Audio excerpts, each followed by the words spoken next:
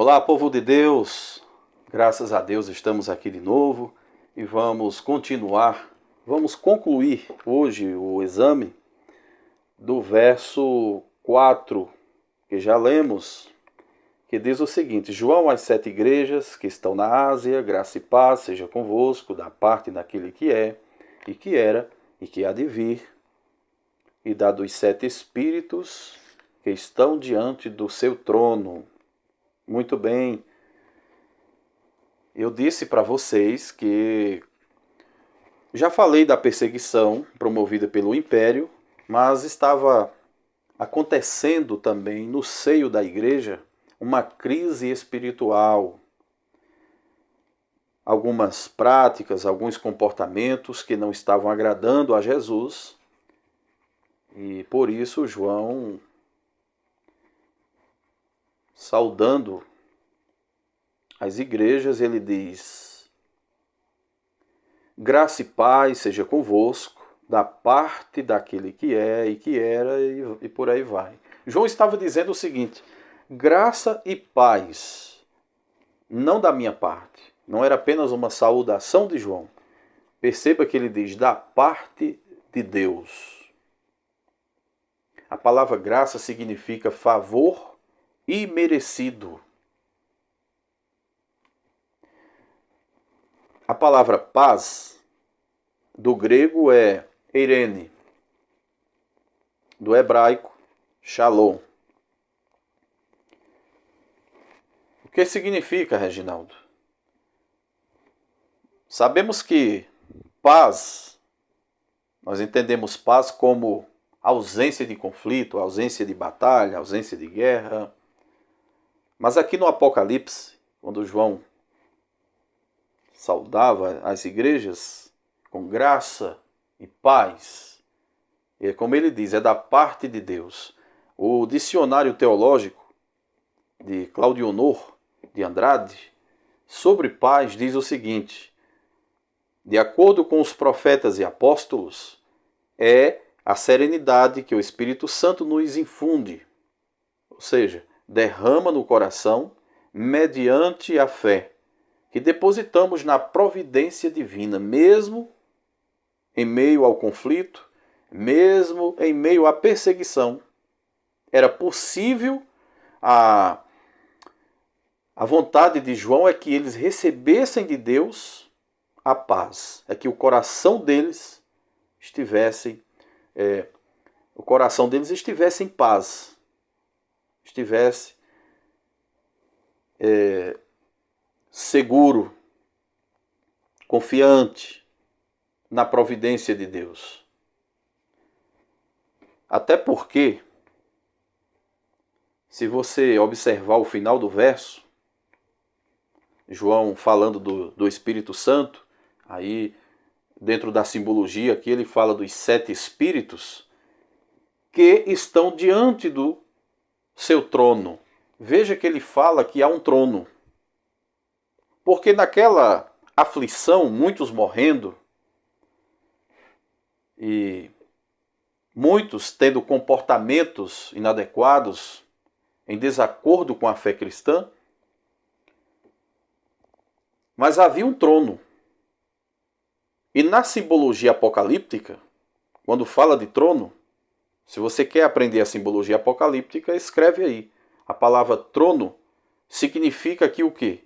Controle, governo. Parecia que estava tudo descontrolado. Parecia que Deus não estava governando sobre eles. Né? Tinha aquela aparência, quem olhasse o imperador, ou alguém podia dizer: o império está por cima. Os cristãos estão perdendo a batalha, estão morrendo. Eles não se submetem ao decreto do imperador de adorar o imperador, de servir ao imperador como o único Deus, como o único Senhor do império. Mas havia um trono. E mesmo que a perseguição acontecesse, então havia uma permissão divina. Entendeu? Porque Deus está no controle. É isso que João está dizendo. Então, não retrocedam. Não retrocedam. Porque Deus conduz a história segundo os seus propósitos. Entendeu? Há um controle. Nada está fora de controle. E no verso 5, João chama Jesus de a fiel testemunha, o primogênito dos mortos. Chama de príncipe dos reis da terra, aquele que nos ama, aquele que ama a igreja. E em seu sangue nos lavou dos nossos pecados. Então, quando ele chama Jesus de fiel testemunha, ou testemunha fiel, a gente sabe que Jesus veio para dar o seu testemunho da verdade. Ele fala isso para Pilatos, lá em João, Evangelho, capítulo 18, verso 37. Quando Pilatos perguntou, tu és rei? Jesus respondeu, tu dizes que eu sou rei. Eu para isso nasci, para isso vim ao mundo, a fim de dar testemunho da verdade. Só que o reino de Jesus não pode e não é comparar, não podemos comparar com os reinos deste mundo. Isso aí eu vou falar depois em outras aulas, né? Podemos traduzir aqui também, amados, como o Marte fiel. Testemunha fiel pode ser traduzida aqui, nós podemos traduzir por Marte fiel, porque o texto grego, a palavra que temos é Martes. Martes. E sabemos que um Marte é aquele que morre por uma causa. Por aquilo que acredita, por aquilo que defende, por aquilo que fala. Então, Jesus é Marte fiel no Apocalipse, porque ele deu a sua vida por causa do seu testemunho. E João estava dizendo, lembrando a igreja, vocês estão sendo perseguidos, mas não esqueçam que Jesus, o Senhor da igreja, ele é Marte. Ele não só foi perseguido, ele foi morto. Ele deu a sua vida por vós. Então, não é hora de recuar. Não é hora de retroceder. Fomos chamados para crer. Para sermos participantes da sua glória. Mas não só para isso. Paulo, escrevendo aos Filipenses, capítulo 1, verso 29, chega a dizer, porque a vós foi concedido em relação a Cristo, não somente crer nele, como também padecer por ele. É isso que João estava dizendo para a igreja. Somos participantes também das aflições, somos participantes também do sofrimento. Até hoje, em alguns lugares deste mundo, pessoas morrem se forem vistas andando com uma Bíblia na rua. Pessoas morrem por acreditar em Jesus. Pessoas morrem pelo simples fato, né, de crer em Jesus.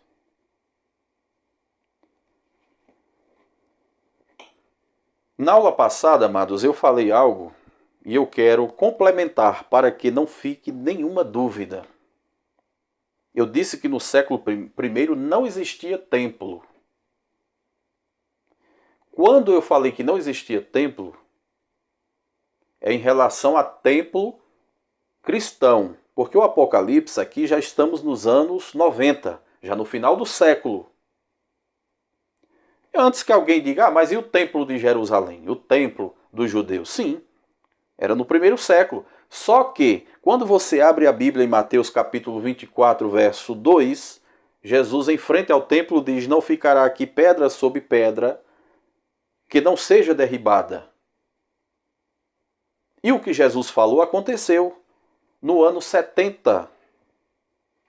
Se não estou equivocado, no dia 8 de setembro de 70, o templo foi incendiado, foi destruído, né?